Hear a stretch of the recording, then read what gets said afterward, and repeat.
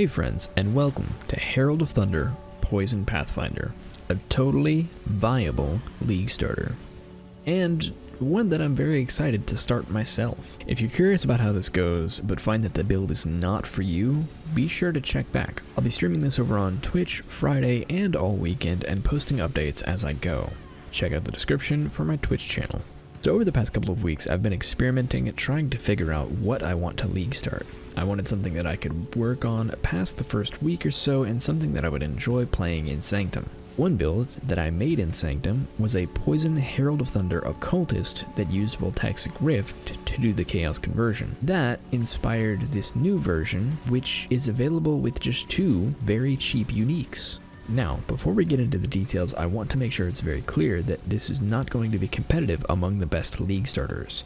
The best league starters will give you the following: cheap and fast scaling into Watchstone bosses, 0 hard requirements on uniques, as in the build will operate without any uniques, and last, they will be able to fund a second build which needs more investment. These are all the reasons that SSF friendly starters tend to perform best. This build surprisingly performed well in some of these categories, but it has 2 mandatory uniques, and is a little slower to scale to Watchstone bosses than many meta builds. For these reasons, as well as the build not being that tanky, I do not recommend this as a league starter unless you are comfortable changing and adapting builds to fit you. I think this build has potential to become a good league starter, but I want success for all of you, and the best shot at success is a more meta league starter. Herald of Thunder, by nature, will make some things like Maven invitations more difficult, and you'll also need to balance the self-damage aspect of the build. I say all this to say, proceed with this as a league start at your own risk. I've tried to provide as much detail as possible on the POB, and I'm happy to help anyone, as I will be league starting this build myself on Friday and streaming all weekend. If you decide to try this build and find that it's not to your liking, don't panic. Locahall, an incredible and experienced PoE content creator and build creator, is starting Blade Vortex Poison Pathfinder, and our skill trees are pretty similar, so the swap to his Blade Vortex build shouldn't be too painful if you decide to do that. Check out Locahall's League starter video in the description below. Now, the way I'm making this build is I want to be comfortably tanky for mapping, but not tanky enough for slams. Since Herald of Thunder is kind of a passive skill, we have little excuse for not dodging telegraphed effects. This build is made for softcore and not hardcore, so if your goal is to never die, RF is probably going to give you a similar playstyle with a lot more tankiness.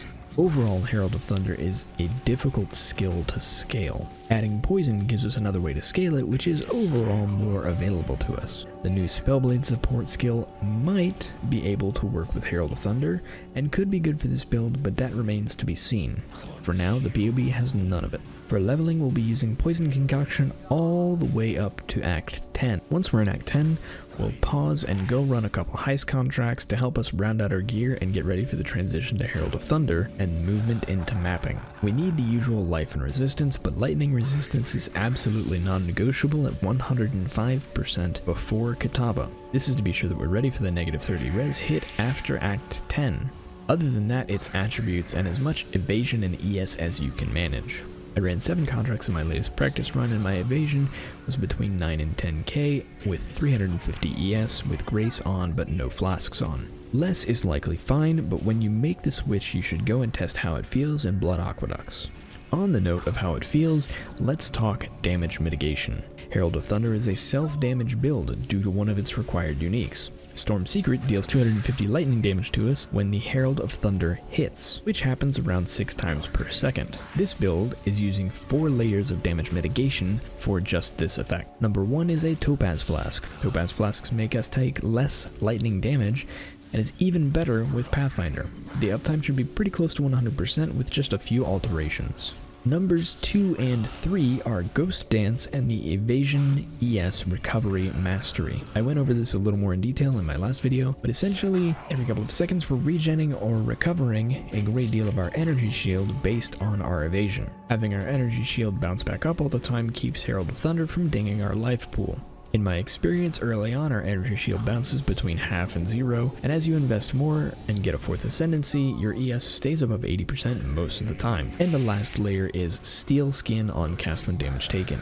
This helps out a ton early, as it gives our energy shield a break from time to time from the constant Herald of Thunder hits. Okay Joe, but this is Herald of Thunder, how are we poisoning? It's a lightning skill. That's a great question, and that is where we bring in the second required unique for the Act 10 swap. This is a unique called Volkor's Guidance, which has 3 variants, but of course we're using the lightning variant. These gloves allow Herald of Thunder to poison, and since we're a Pathfinder, our poisons proliferate, which means when an enemy dies, they pass that poison to everyone around them. Wither is also pretty consistent for the Pathfinder, but just in case we plan on carrying around Wither the spell to cap off our Wither stacks if we need to. Since Herald of Thunder is passive, as long as we've shocked something, we can add a secondary skill or 2 without losing any uptime on our main damaging skill. Speaking of uptime on our main damaging skill, Herald of Thunder needs us to shock something in order to start a storm and in order to start hitting things. With hit-based Herald of Thunder builds, this isn't an issue because lightning damage is being scaled anyway, so shocks come naturally. This build, on the other hand, has relatively low lightning damage investment, and so bosses with high health pools and a high ailment threshold don't get shocked very often. Now here comes the first soft requirement unique of the build.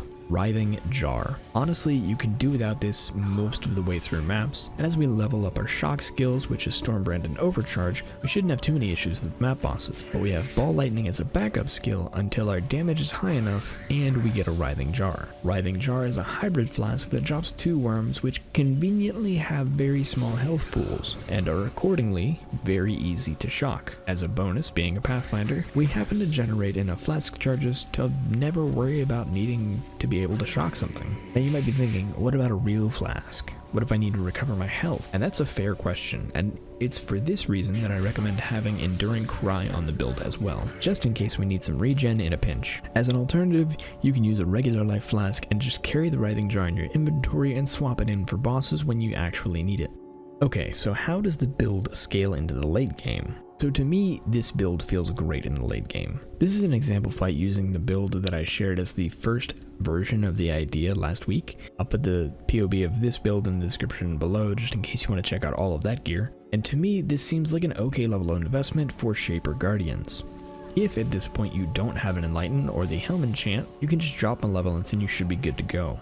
Now this map I'm running with no Malevolence and no Temp Chains just to overcompensate for the nerf that happened with Temp Chains, as well as account for not having the enchant or enlighten.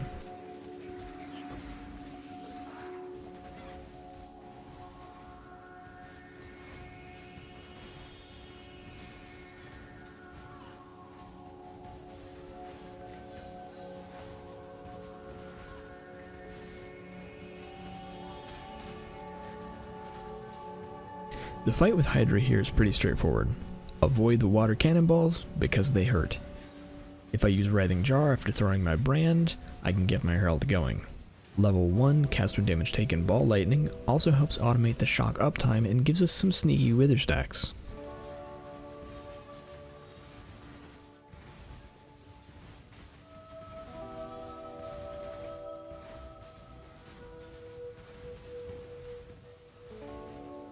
We're also using Galvanic Field on that same caster damage taken for a free 10% shock chance.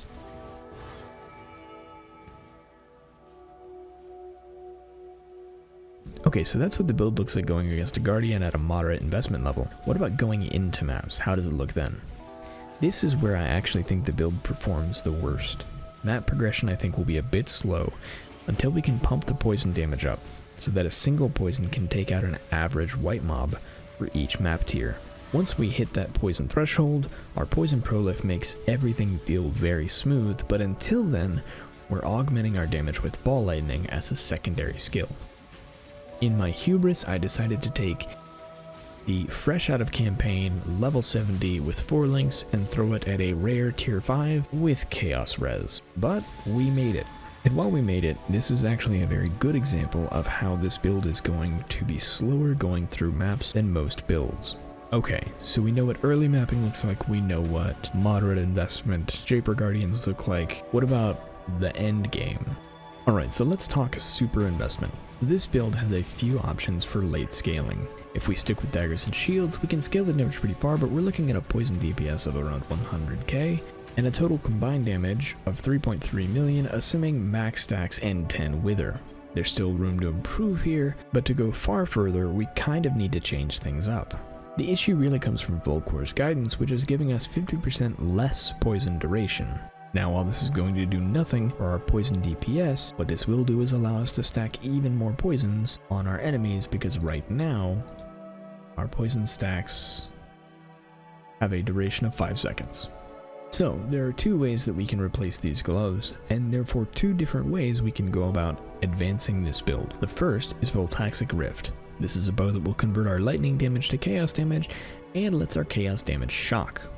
This conversion is pretty huge for us and allows us to swap out our gloves, which are drastically reducing our poison duration. As we just mentioned, being able to drop these gloves means in theory we can stack more poisons, but it does not actually boost our poison DPS on its own. In fact, Voltaxic Rift makes our poison DPS worse. But because we don't have the less duration, we can stack way more poisons. Our poison duration now is 9.56 seconds. I personally don't like this option and won't likely take it myself, as I feel the build loses too much from dropping a shield. The second, better, and much more expensive option is Original Sin. This build change is similar in concept, but allows us to keep using Dagger, Wand, Scepter, and maybe even something else depending on how Spellblade support ends up working. Original Sin provides us the same benefit as Voltaxic Rift without such a high opportunity cost. The catch is, now we absolutely have to have a pair of Storm's Gift gloves. Original Sin converts chaos damage, but the chaos damage cannot shock by default. This means we now need a new way to shock. Storm's Gift is actually great for our build, giving us ailment duration, evasion, and energy shield, and it also solves our shock problem. Good thing we have a Writhing Jar for big bosses. Now, something worth noting here is that with similar investment, a different build will scale much, much better. I expect Original Sin will be a very expensive ring this league, but if you're just in love with this build, like I think I will be, then you can just go for it anyway. Now, one thing I do want to note here is that Original Sin levels of investment on this build are unnecessary. You can get anything you want done, except for Ubers, on this level of DPS, and it shouldn't be an issue. If you really want to do Uber bosses or something like Simulacrum Wave 30, I recommend having a build specifically tailored to do that content. One last little bonus, remember how earlier we were using Ball Lightning to help us with mapping? Well, because we don't have a ton of socket pressure on this build, if we can fit in a second 4-link, we can actually increase our damage a bit when we really need it. If we enable this, we can go take a look and see that with Stormburst active, we can start doing some extra poison DPS. Now, this damage is misleading, and I'll give you a couple of reasons why. This is max channeled orbs, so we've been channeling for a little bit, and it also assumes that we've been channeling for 5 seconds minimum, and that all of these orbs have hit our target. So, this damage is inflated, but it's still a nice way to add some DPS if we really want to do that. When looking at poison builds, it's very important to keep in mind that this number is assuming a lot of things are going correct for the build. For instance, if I wanted to inflate this number, I could put this up to 15, and suddenly we do almost a million extra DPS. But instead, we're keeping it at 10 because that should be a very attainable amount of stacks for our build. I think we should be able to keep 15 up at all times, but just to be on the safe side, let's keep it at 10 so we can manage our expectation of our DPS.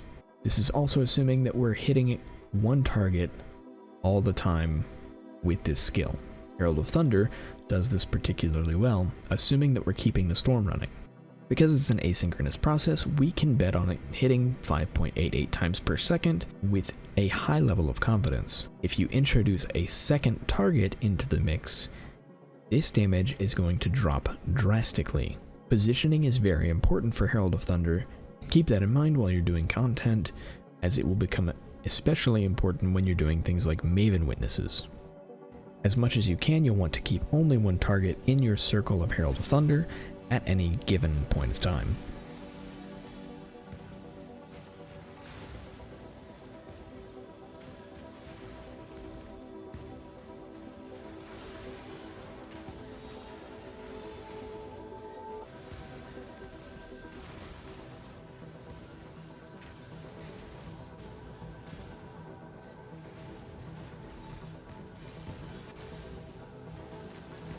One last thing I want to bring up is, while you're looking at builds, while you're shopping around for league starters that content creators are putting out, please give the content creators the benefit of the doubt. Most of us are just trying to help, and we do a ton of work to share cool ideas, efficient builds, and sometimes even just cozy builds that we know are not going to perform up to the scale of meta skills. And one last note here, none of the POBs that I have here are really min-maxed. I'm not a gigabrain build creator, I'm just a guy who likes using chill skills where I can turn my brain off and just play. I'm more excited than anything that I can even start Herald of Thunder, and I can't wait to play it. I hope you're as stoked as I am for this next league. What are you planning on starting? Thanks for watching, and I'll see you next time.